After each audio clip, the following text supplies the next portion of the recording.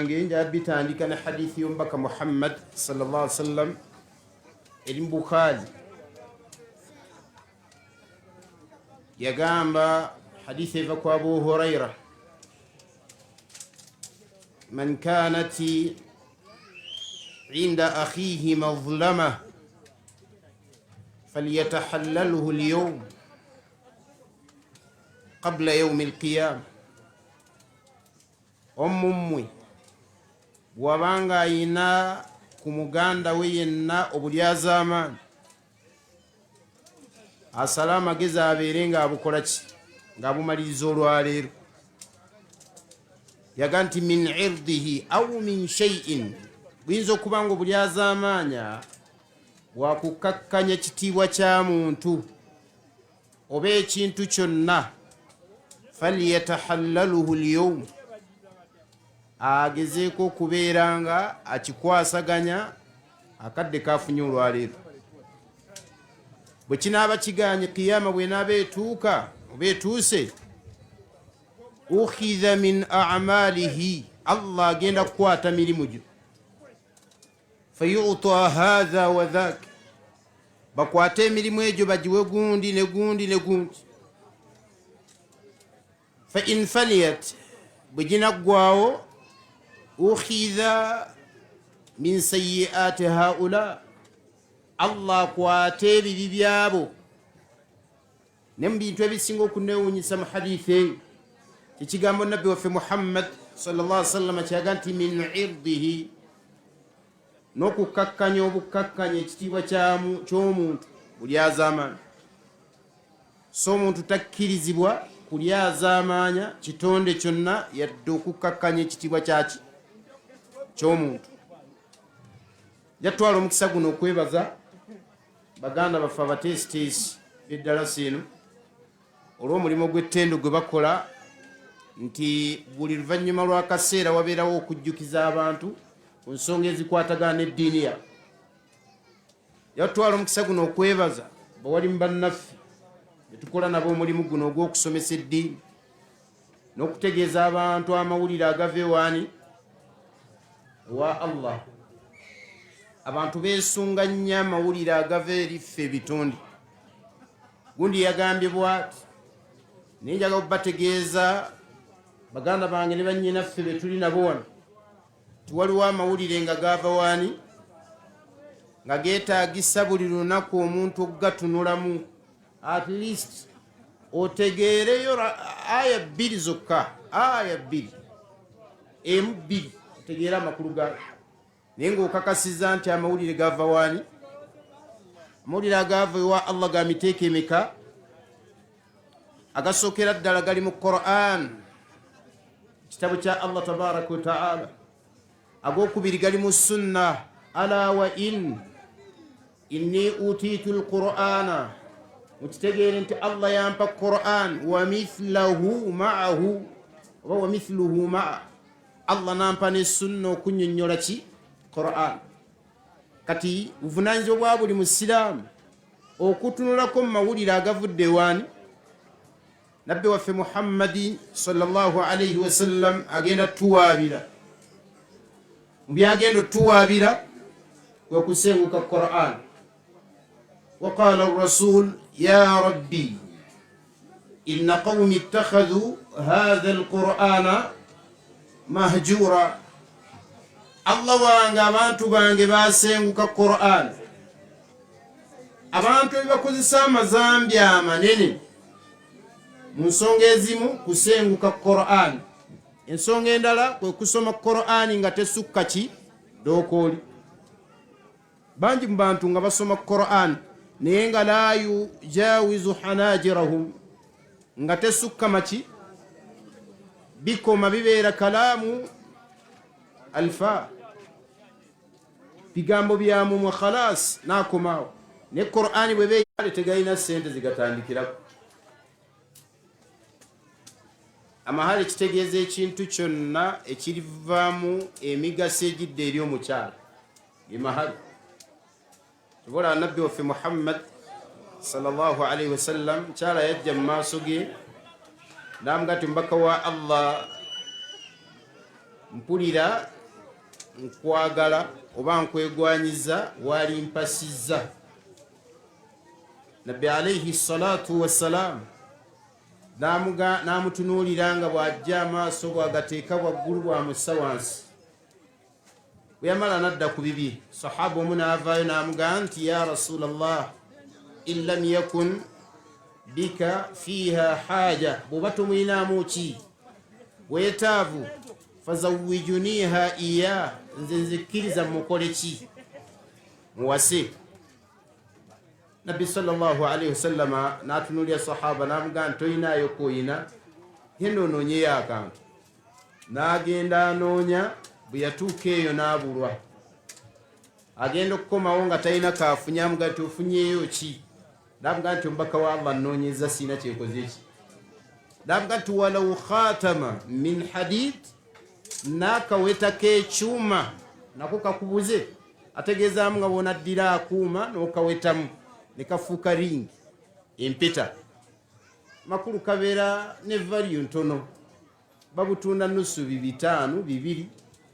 Kati amugamba nti walau khatama min hadid, n'akaweta k'ekyuma kakubuze. Musajja n'amugamba nti kambuze okuggyako enkutu yange eno gye nkoze eki. Omubaka alayhi salatu wassalam agenda okutunuulira sahaba nga bw'amuggyamu enkutu. Sigala bwere. N'amugamba nti kam ma'aka min al-Qur'an, Qur'ani mwoyinamu ki, wakwatayo ki? N'amugamba nti suratu kadha wa kadha, sura gundi ne gundi. N'amugamba nti mukufumbiza okuva n'olwaleero mukyalawo, olwekyo kyewakwata mu Qur'ani genda okimusomese.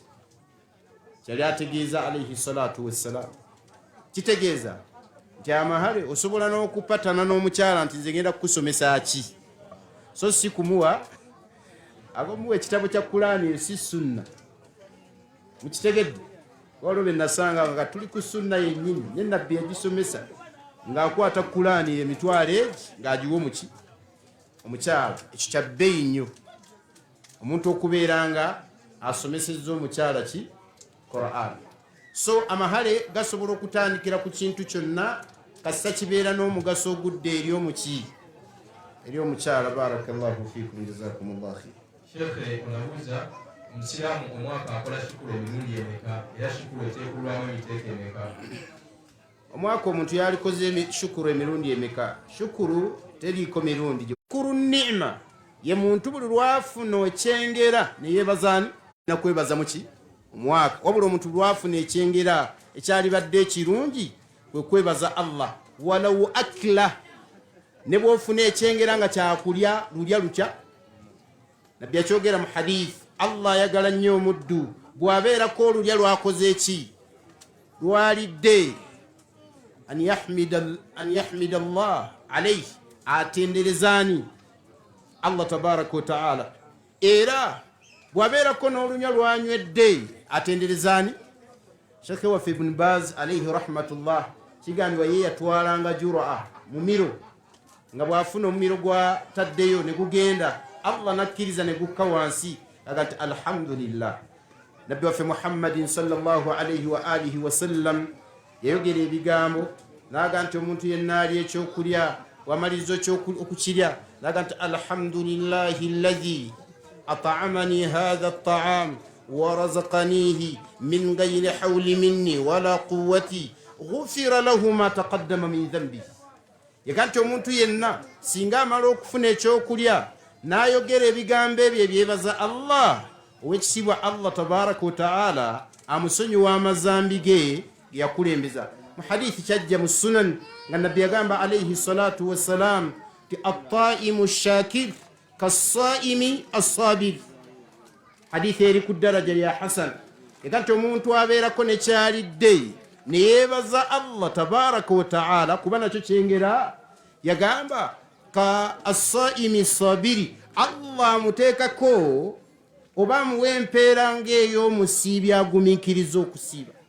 Kitegeeza ki? Omuntu asobola okulya obuli emmere, Allah n'amuwa empeera y'okukola ki? Y'okusiiba. Barakallahu fikum. So okwebaza Allah tekuyina miwendo, era tekuyina nti ogenda kwebaza emirundi bwegiti, tekiriyo. Barakallahu fi.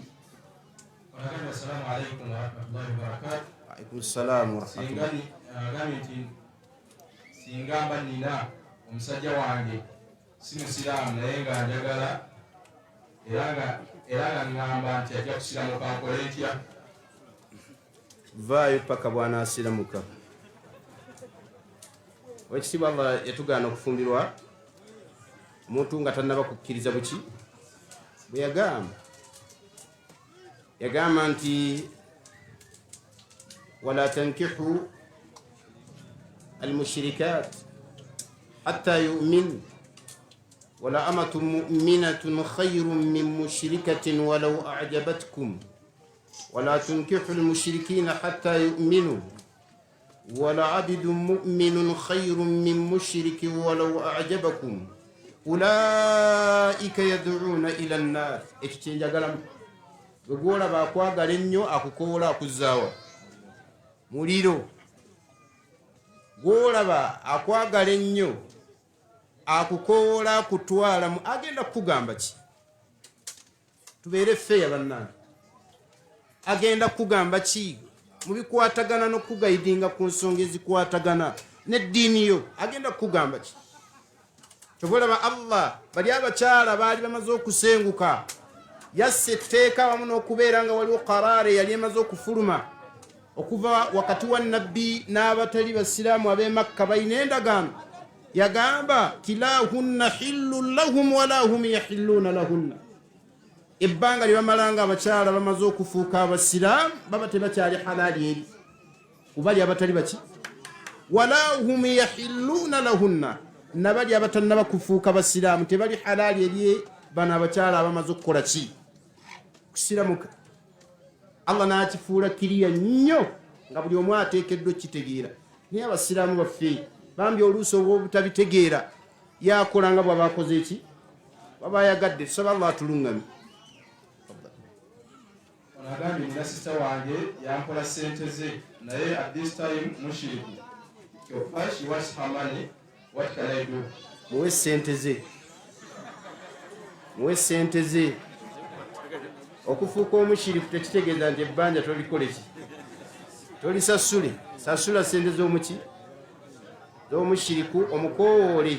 Jjukira butamuzasula ssente zikiyinza n'omwongerayo ate n'avumirira obusiraamu lwekyo. Ebbanja ly'omusajja oyo atali musiraamu kwata olisasule. Lwaki? Bw'otalisasula ku duniya ku kiyama ogenda likola ki? Ojja kulisasula. Buli muntu alina okusasula ebbanja kalibeere nga bwe wali azaamanya si musiraamu. Siraamu bwe bugamba. Wekitiibwa Allah agamba mu Qur'ani maliki yawmiddin. Allah ye mufuzi w'olunaku lw'okukola ki?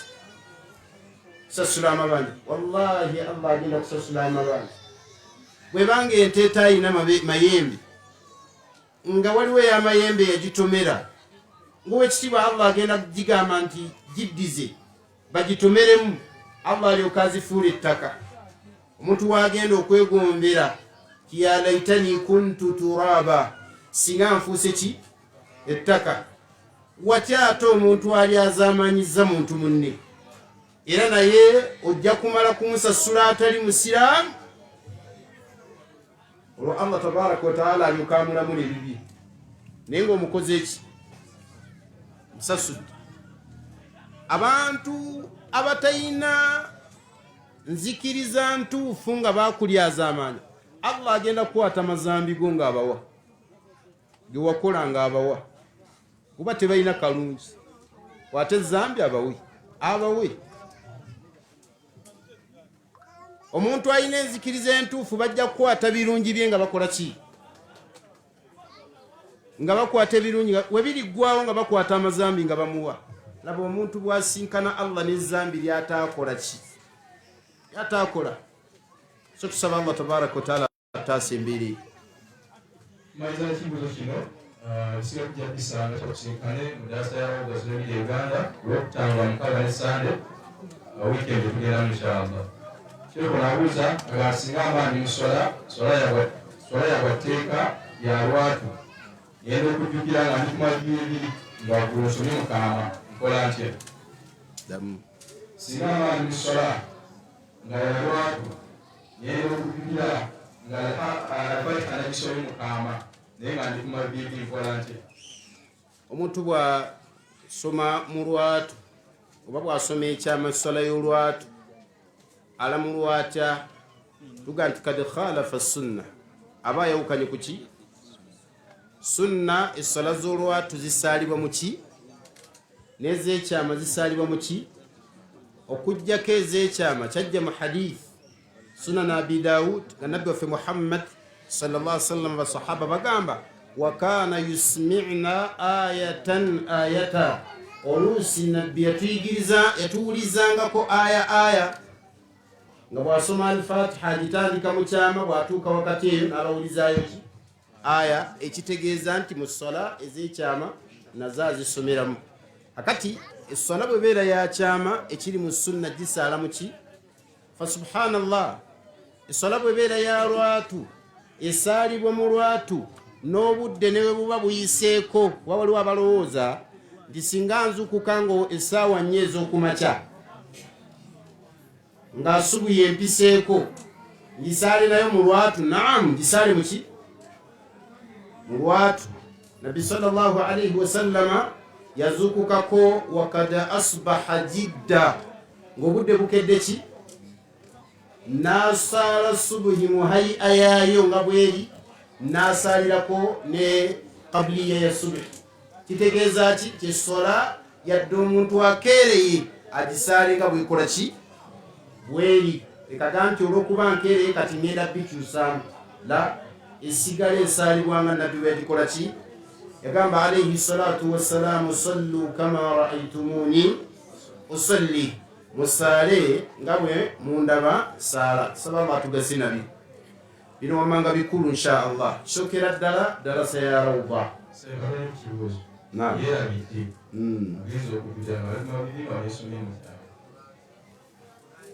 ageza okujjukira nga yasomye mukama omuntu bw'asaala essola y'olwatu ekyama essola ebeera ntuufu wabula kad khalafa sunna afiirwa empeera z'okwawukana ku ki ku sunna kitegerekisa bw'ogenda ku maviivi gwegenda bugenzi mu ki ekaga nti kankomewo laala ebbanga lyomala ng'empagi wazituukiriza naye butayatula bwatuzi tuvuga nti fasalatuka sahihu essola yo ki ntuufu genda mu maaso wabula kyoba okola nti bw'obanga osaala jjukira sunna zakizessola okusobola okubeera nga empeera zo zifuna nga zikoze eki nga zijjudde mbaga nti bino wammanga biki kulu kisookera ddala eddalasa yani mwenna tukole ki okuva nga ennaku z'omwezi mmeka 10